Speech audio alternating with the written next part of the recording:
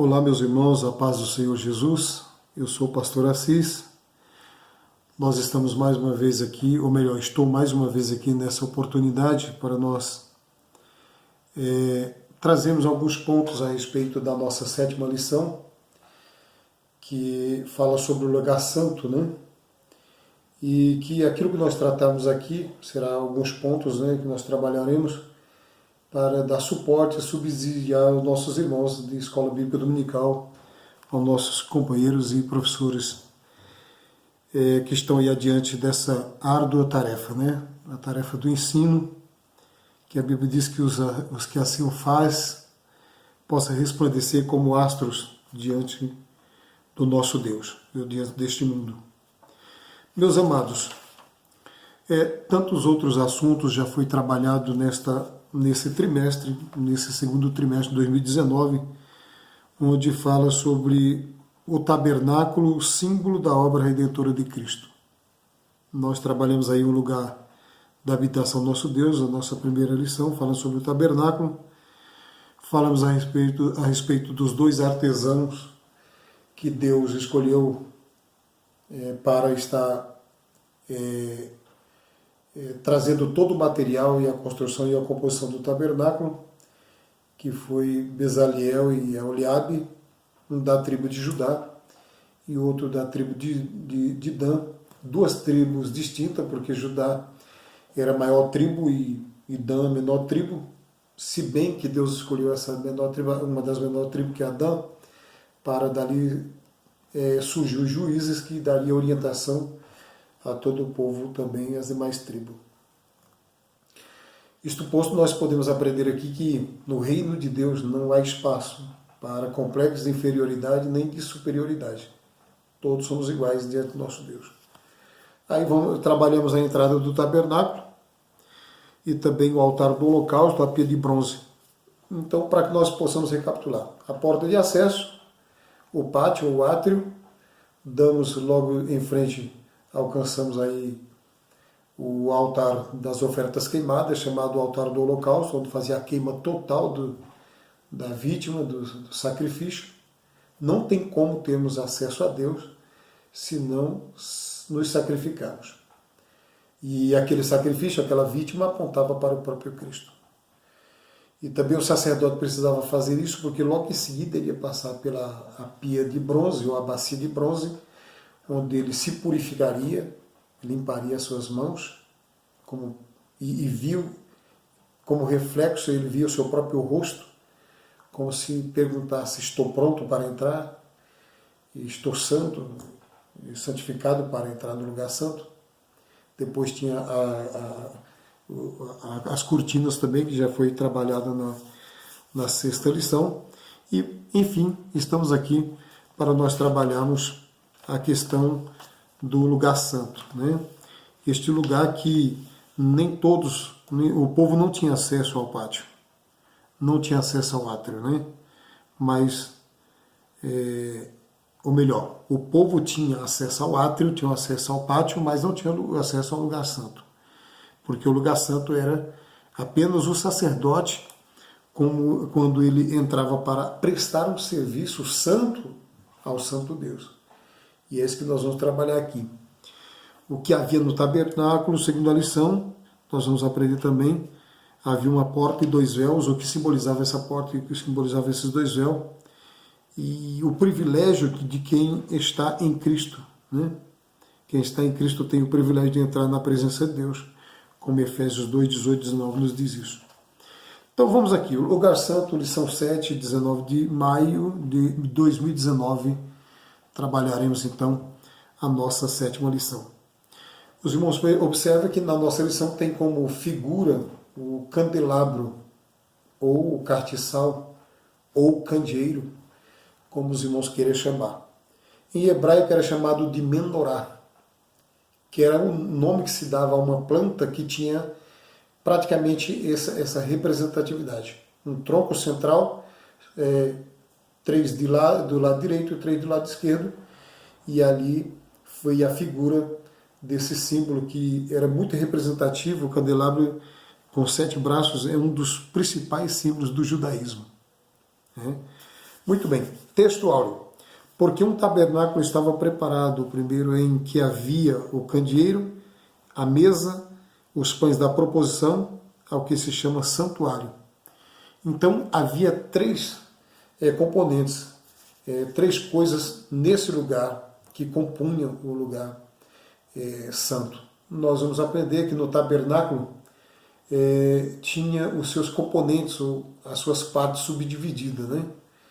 E dentre elas nós temos a porta de entrada, nós temos o pátio, nós temos o altar do holocausto, a pia de bronze e agora as cortinas e, propriamente dito, o lugar santo onde nós vamos trabalhar. Através de sua morte expiatória, Jesus nos garantiu o livre acesso ao Santíssimo Lugar, ou ao Santíssimo Deus, melhor dizendo. É bom nós lembrarmos que anteriormente, como era figura, o povo só tinha acesso ao pátio ou ao átrio, enquanto o sacerdote tinha lugar ao lugar santíssimo, ou ao lugar santo, melhor dizendo. O santíssimo é a próxima lição, que é o lugar santo dos santos, o santíssimo. Aqui é o chamado santuário ou lugar santo. Dentro dessa lição, que é a leitura bíblica em classe, Êxodo 25, 23, 30, 31 e 26, 31, 37, 31, 1, 6 a 8, tem toda a nossa leitura, que com certeza nossos professores trabalharão versículos por versículo na lição, mas eu quero aqui, para nós começarmos, trabalharmos sobre o objetivo geral e os objetivos específicos da nossa lição. Qual que é o objetivo geral dessa lição? Conscientizar que devemos prestar um verdadeiro serviço e adoração ao nosso Deus. É interessante porque nós não temos como nos apresentar diante de Deus com as mãos vazias. E nós não podemos nos apresentar de uma maneira pecaminosa. É por isso que havia necessidade dos sacerdotes fazer toda aquela questão litúrgica, todo aquele serviço prestado. E Deus havia escolhido uma tribo das 12 tribos, a tribo de Levi, para representar o povo. Que coisa interessante, né? Os sacerdotes levam o problema do povo a Deus. O profeta traz mensagem de Deus ao povo. Então vamos lá. Conscientizar que devemos prestar um verdadeiro serviço e adoração a Deus.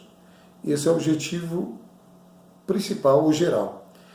Os objetivos específicos são conceituar o lugar santo. O que era o lugar santo? O que representava ele? Quem podia entrar nele? Quem tinha acesso a ele? E o que hoje a igreja, o que isso representa para a igreja hoje? Elencar as três peças que compõem o interior do lugar santo. Que, como nós bem sabemos, nós vamos ver que essas três peças principais eram o candelabro, ou o candeeiro, ou castiçal, e composto de 7 braços, como eu já disse, 3 ao lado direito, 3 à esquerda e um central. E também a mesa da proposição ficava logo em frente e o altar do incenso. Também nós temos agora, para finalizarmos sobre os objetivos específicos, explicar o véu que demarca o lugar santo e o lugar santíssimo. Ou seja, havia um véu que demarcava o sacerdote, tinha que ultrapassá-lo para dar acesso ao lugar santo. Na lição posterior, que fala do lugar santíssimo, também tem outro véu, né? Então, percebe que o tabernáculo ele era composto de algumas, era subdividido em partes, partes que compunham o tabernáculo. Então, vamos aqui para nós interagirmos. Na lição passada vimos as cores das cortinas do tabernáculo apontavam para a obra completa da salvação. Nessa lição veremos a importância do serviço e da adoração a Deus, refletida no lugar santo, em lugar de reverência e sacrifício ao Altíssimo. Não podemos perder o senso de serviço e adoração divina. Uma vida piedosa é o que Deus requer de seus servos. Para isso, não precisamos de intermediário para entrar na presença de Deus. Nosso Senhor e Salvador Jesus Cristo nos abriu a porta. Isso nós vamos ver logo no decorrer da lição a pontual. Nós vamos trabalhar sobre 3 tópicos aqui. O primeiro tópico fala: lugar santo, um local de serviço e comunhão com Deus. O segundo tópico, nós trabalharemos as 3 peças que compunham o interior do lugar santo. Para finalizarmos, nós teremos aí o terceiro tópico, que fala: o véu que demarca o lugar santo e o lugar santíssimo. O que representava esse véu? Por que eles estavam ali? E nós vemos que a Bíblia Sagrada fala sobre os termos serviço, fala servo, são usados no sentido de servir e ministrar.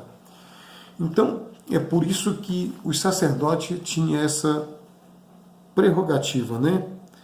Ou era inerente ao sacerdote prestar o serviço a Deus, para isso ele foi chamado. Vamos trabalhar aqui então o que é o lugar santo, né? O texto do Êxodo 26:33 mostra a distinção dos 2 compartimentos do tabernáculo. O primeiro é chamado de santuário, ou lugar santo. O segundo, o primeiro aparece como local de serviço, no qual somente os sacerdotes podiam entrar para oficiar diante de Deus. Hebreus 9:6. Os israelitas limitavam-se a trazer suas ofertas ao altar dos holocaustos. O povo tinha acesso ao pátio, átrio, mas não ao lugar santo. Olha que coisa interessante. Tudo isso aqui mostra que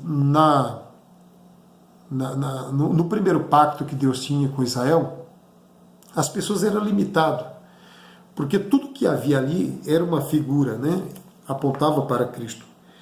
Se nós pegarmos o capítulo 25, número 8 e o verso número 9, diz assim: e me farão um santuário e habitarei no meio deles, conforme a tudo o que eu te mostrar, para modelo do tabernáculo e para modelo de todos os seus vasos. Assim mesmo fareis.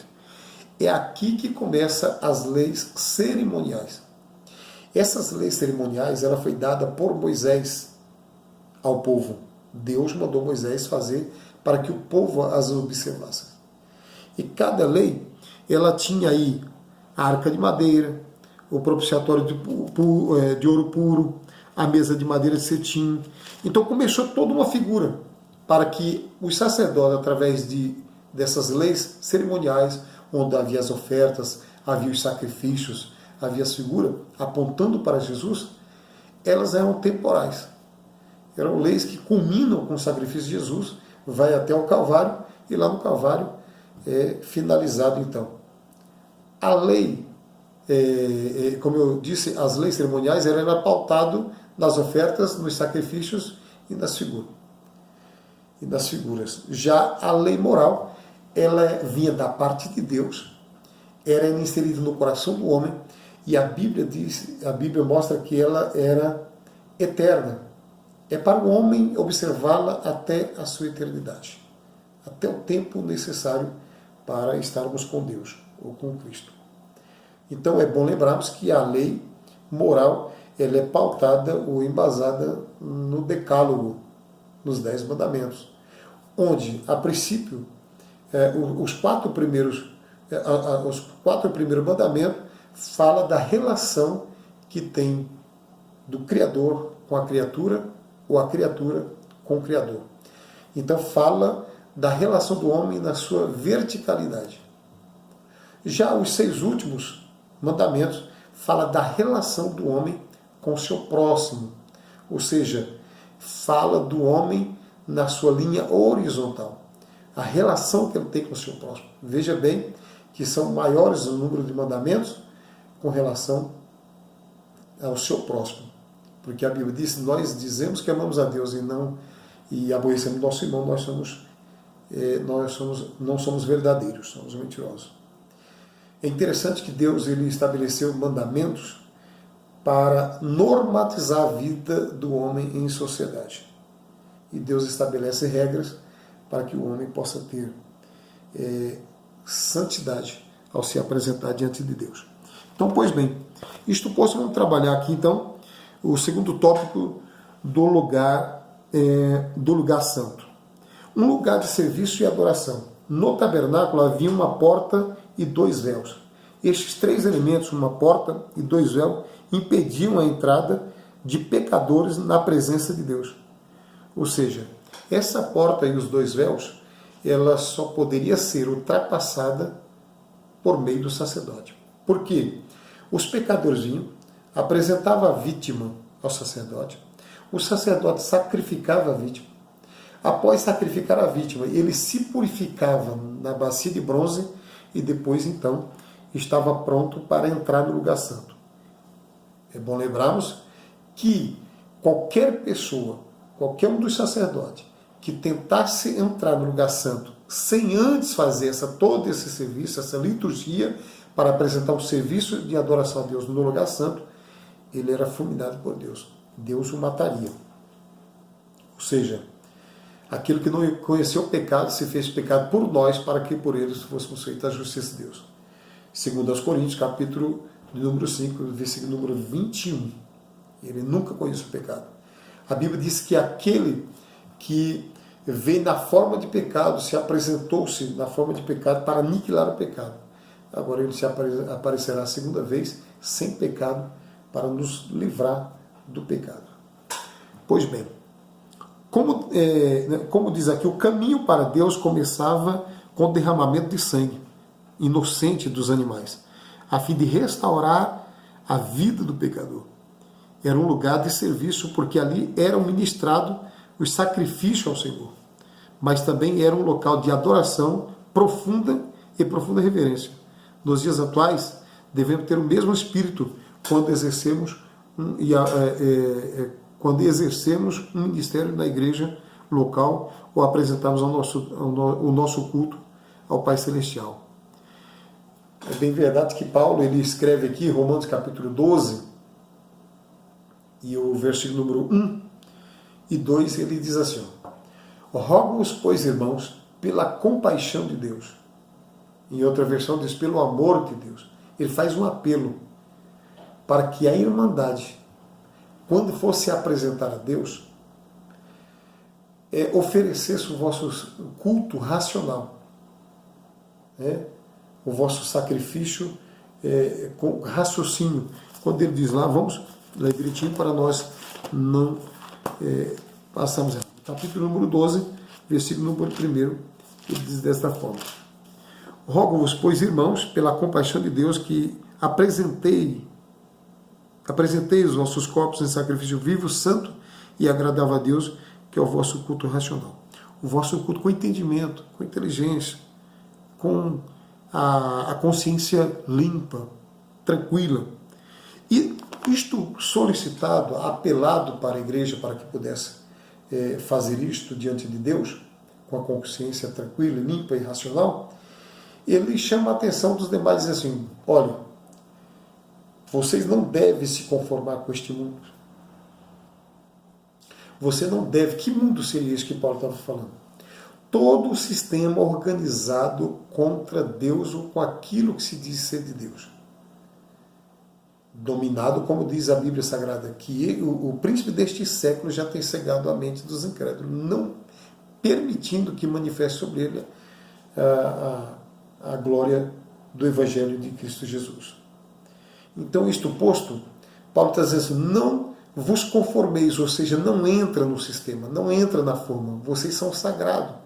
Percebe-se que no tabernáculo havia uma cerca que fazia separação entre o que era sagrado e o que era profano, o que era santo e o que não era. Quem tinha acesso ao tabernáculo, quem tinha acesso a entrar lá, é porque já havia sido purificado, Deus já havia recebido a sua oferta através da vítima apresentada pelo sacerdote. Então não vos conformeis, é não entrar na forma nem no sistema, mas transformai-o pela renovação do vosso entendimento, para que experimenteis qual seja a boa, a perfeita e agradável vontade de Deus, com certeza em Cristo Jesus, que é a base da nossa fé. Olha que coisa importante que nós devemos analisar. A palavra transformai-vos, o prefixo transformar, é ir além, ou seja, vocês estão acima do sistema.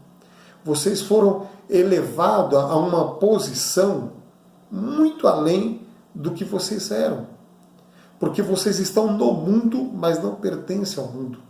Por mais que o mundo esteja contaminado, vocês são santificados. E como eu disse, a palavra santo, ela é interessante porque vem da raiz kadosh, do verbo kadash, aquilo que fala da sacralidade, daquilo que é separado, daquilo que é colocado à parte. Deus nos colocou à parte. Isso é bom lembrarmos que Deus separou os sacerdotes, Deus santificou o sacerdote. Através das suas indumentárias era diferente, as suas alimentações eram diferentes, a sua forma de vida era direto no templo, né, para não se contaminar com os demais. Não poderia tocar em pessoas semi-mortas que estavam estancando sangue. Não poderia tocar em cadáveres, né? O sacerdote tinha que ser perfeito, os seus membros, né, tinham que ser perfeitos. Tudo isso é uma exigência de Deus, porque representava o próprio Deus. Deus é santo. A Bíblia diz, com tão grande caridade temos concedido do Pai, que fosse chamado Filho de Deus. E o mundo não nos conhece, nos aborrece porque não conhece a Ele. Mas quando for manifestado, nós o veremos, porque assim como Ele é, nós também seremos. De que maneira? Espírito Santo. E qualquer que tenha essa esperança, santifique-se a si mesmo, porque aquele que vos chamou é santo. Primeira Epístola de João, capítulo 3, versículo 1 ao 3, nos diz essa verdade. Então vamos lá.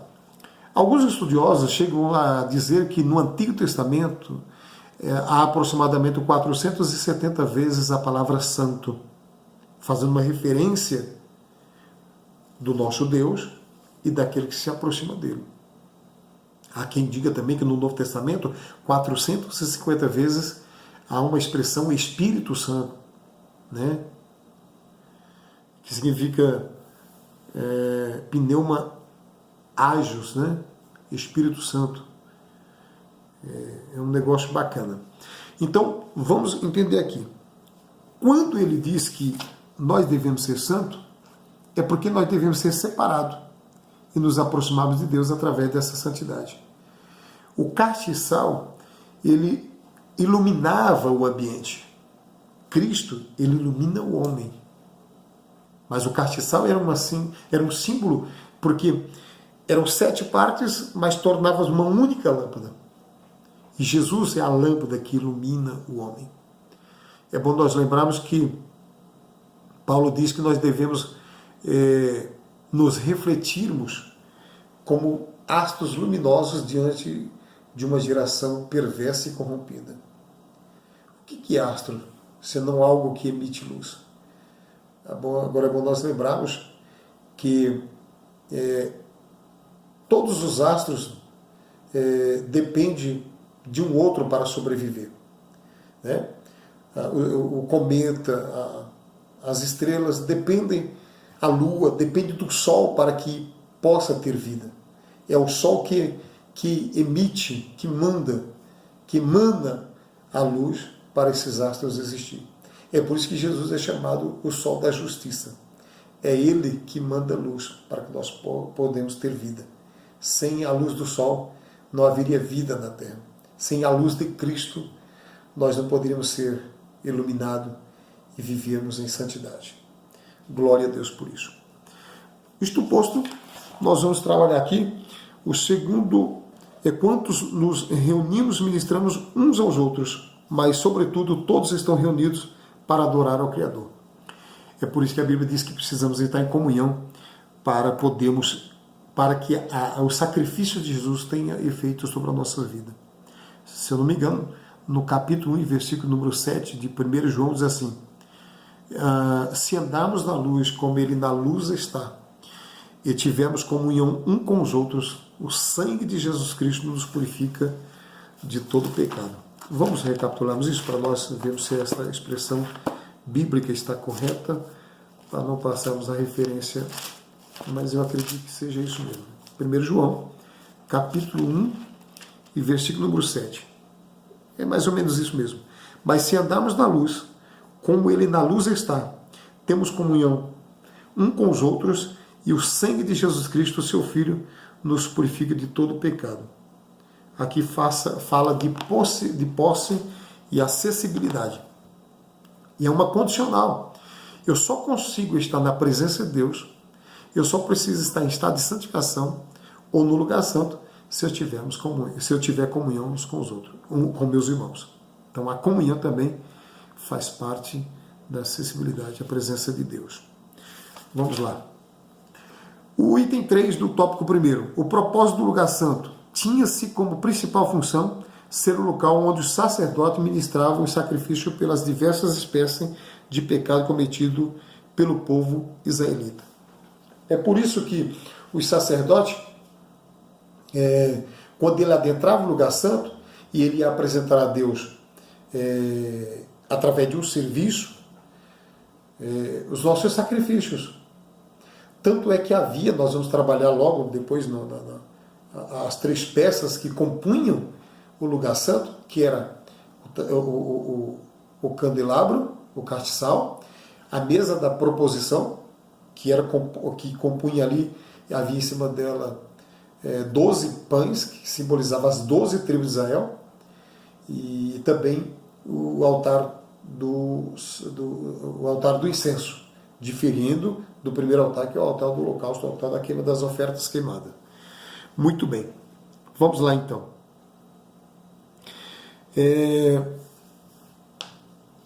A cada violação individual, familiar ou nacional, o sacerdote entrava no lugar santo e apresentava a Deus o sacrifício.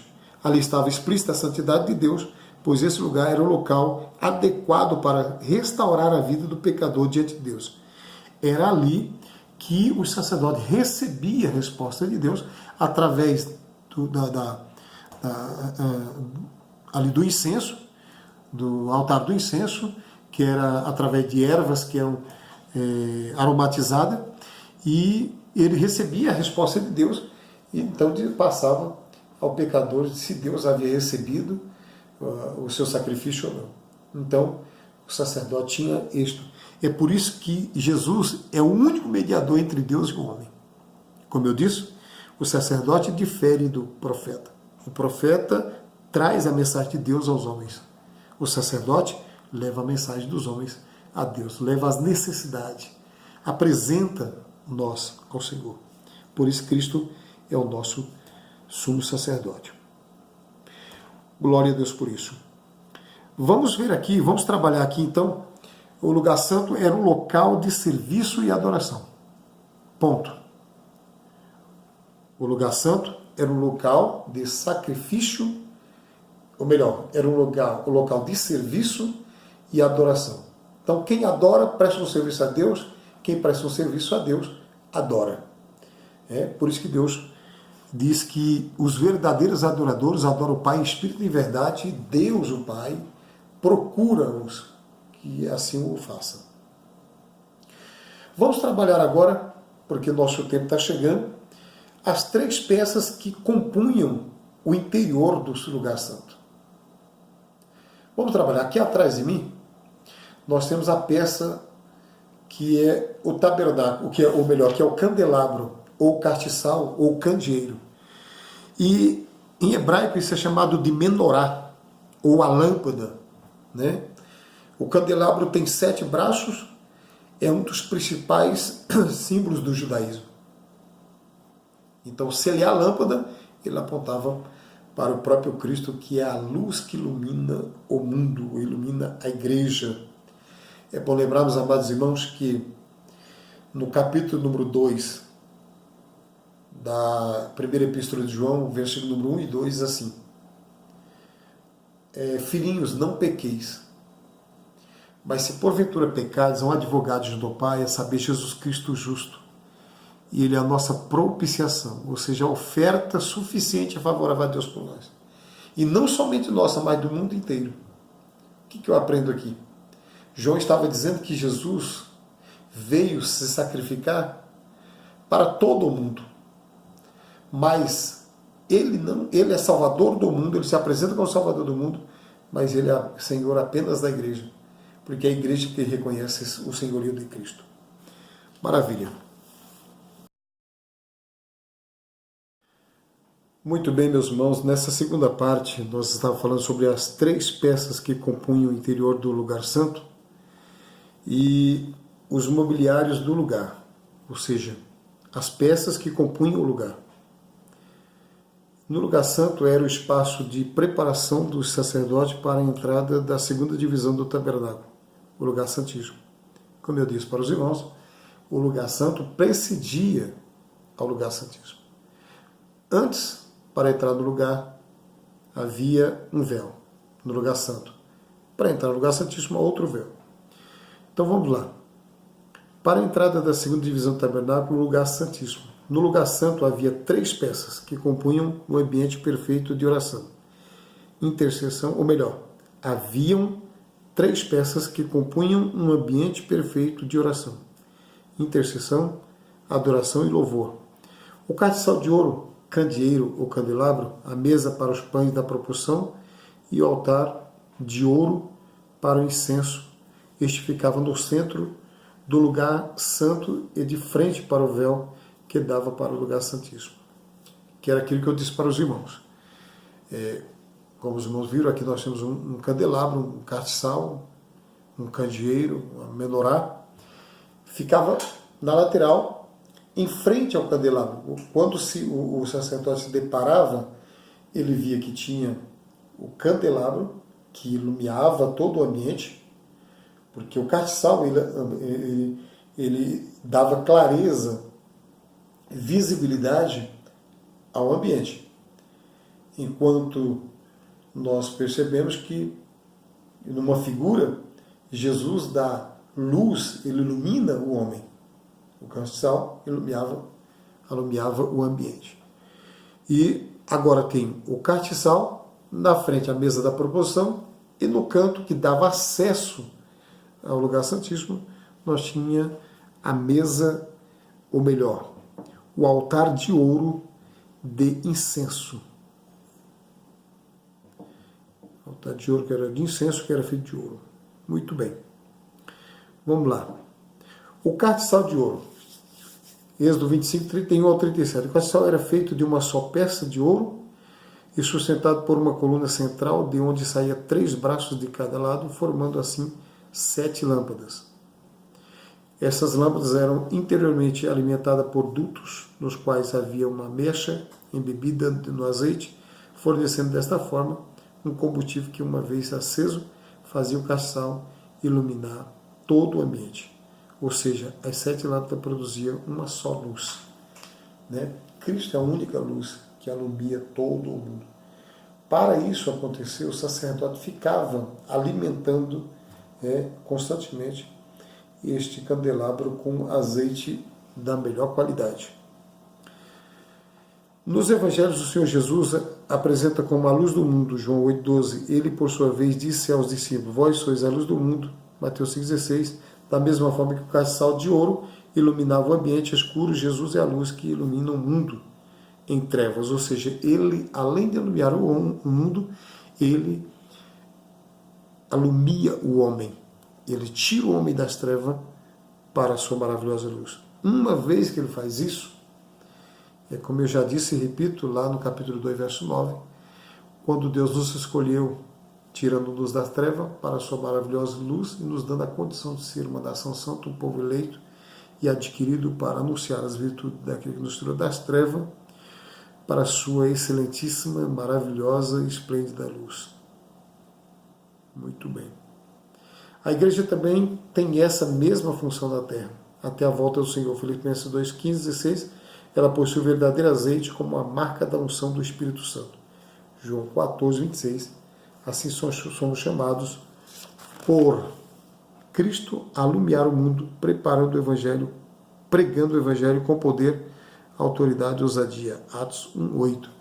É por isso que ele disse: e virá sobre vós a virtude do Espírito Santo, e ser-me-eis minha testemunha, em Jerusalém, em Samaria, na Judéia, e Samaria, e até os confins da terra. Muito bem. A mesa com os pães da proposição, Êxodo 25, 30. A mesa era feita com madeira de acácia e recoberta de ouro. Nela eram colocados os dois pães da proposição. Claro que essa mesa onde eram colocados os pães, que mostra Cristo como aquele que é o pão da vida que desceu do céu, como apresenta João no capítulo 6, é interessante porque a mesa era de madeira, mostrando a humanidade de Jesus. E era coberta de ouro, de ouro, mostrando a realeza, né? A glória do Senhor Jesus. Agora, o que era aquele pão? Aquele pão que era pão asmos, ele representava, era 12 pães para um pão representando as 12 tribos de Israel para cada tribo. A mesa da proposição, também chamada mesa da propositura, ou seja, o que é a proposição? Era uma ação de propor, ação de submeter ao exame. Por isso, para se comer aquele pão, o sacerdote já precisava passar por todo um processo litúrgico, um processo de purificação, ou seja, ele entrava de sã consciência. Ele tinha um acesso a Deus.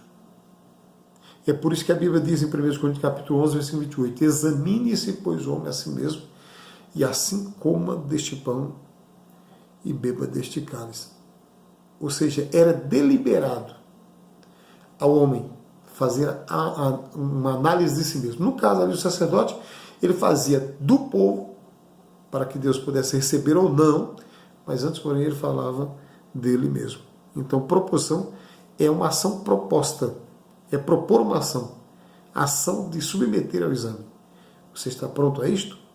Se estiver, glória a Deus. Coma e beba com fartura diante do nosso Deus. É muito bacana isso, né? E é bom lembrarmos que a nível de instrução e a nível de esclarecimento, de informação, a mesa da proposição, ela também era chamada a mesa da presença. Porque o fato do pão estava ali, o fato do pão estar ali e o fato da mesa representar, né? Ali, esta mesa que era, conforme diz aqui, a mesa era feita com madeira de acácia e coberta de ouro. E ele diz, onde tiver 2 ou 3 reunidos de meu nome, ali estaria. Então simbolizava a própria presença do próprio Deus ali. Era uma coisa significativa. Os pães eram feitos sem fermento, devia este ser comido pelo sacerdote, a fim de que os ministrantes estivessem nutridos para exercer o ofício na presença de Deus. Ou seja, sempre você tem que se alimentar da palavra de Deus, do jejum, da oração, da comunhão, para estar na presença de Deus. O Senhor Jesus é o pão da vida e todos os obreiros devem se alimentar dele. Só assim poderemos ministrar com graça e autoridade diante da igreja de Deus. Nesse sentido, todo crente é um sacerdote. Logo devemos nutrir-se do pão da vida. João 6,35 58, somos sacerdote real feito por Deus. O altar de incenso. O altar de incenso era também identificado como altar de ouro, o altar do cheiro suave, em virtude do perfume feito à base de plantas aromáticas que queimadas sobre ele exalavam um agradável perfume, como diz Levítico 16, 20, 12. Esse altar também ficava diante do véu que dava acesso ao lugar santíssimo. A palavra de Deus correlaciona o incenso como figura da oração. Ou seja, a Bíblia diz que as nossas orações chegam diante de Deus como um cheiro suave. Então, o altar de incenso era colocado ali e o sacerdote tinha certeza de que Deus havia recebido o sacrifício do povo apresentado pelo sacerdote, simbolizando o nosso sumo sacerdote Jesus Cristo que intercede por nós. Ele cumpriu sua tarefa de intercessor supremo quando, através de sua morte, fez nosso único mediador entre Deus e o homem. Glória a Deus. Isto posto, nós podemos lembrar aqui que as ofertas do cristão, nós nos aproximamos hoje do Senhor não com uma pomba, ou com um cordeiro, ou uma cabra, ou um novilho. Nós chegamos com o nosso tudo. Até porque, no Salmo 103, a Bíblia diz assim, Bendiz, ó minha alma, ao Senhor, e tudo que é em mim, bendiga o seu santo nome. Bendiz, ó minha alma, ao Senhor, e não me esquecerei de nenhum dos teus benefícios. Ou seja, tudo que é em mim deve bendizer a Deus. 3 peças. Muito bem. Queridos irmãos, vamos trabalhar aqui o véu que demarca o lugar santo e o lugar santíssimo. O primeiro véu, Êxodo 26, 36, depois de passar pelo altar dos holocaustos e pelo lavatório do pátio, havia no tabernáculo um véu que dava acesso ao lugar santo. Esse véu ficava na entrada do lugar santo, ele era feito com linho torcido bordado. E só depois de passar pelo altar dos holocaustos e pela bacia do lavatório, o sacerdote, então, esse primeiro total, vamos repetir aqui, logo esse primeiro véu tinha o objetivo de demarcar o espaço entre o pátio e o lugar santo. Aqui começava a ficar claro o espaço permeado de sacralidade do tabernáculo, ou seja, o lugar santo do tabernáculo. O primeiro véu deixava patente o propósito da santidade do lugar. Muito bem.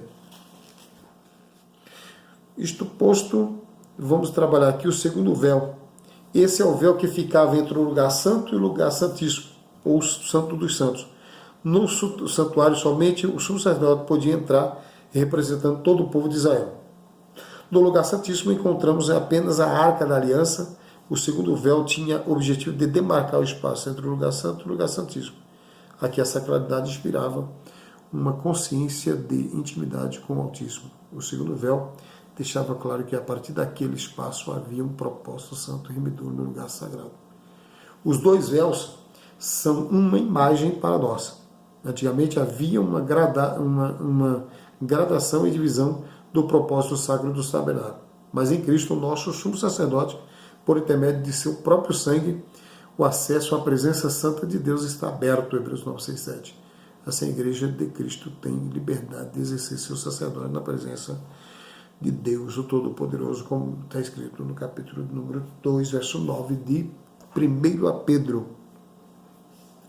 Pois bem, meus irmãos, chegamos aí ao final, que nós podemos concluir a nossa lição, e dizendo assim, cheguemos-nos com ousadia e confiança, com intrepidez, diante de Deus através do sangue de Jesus.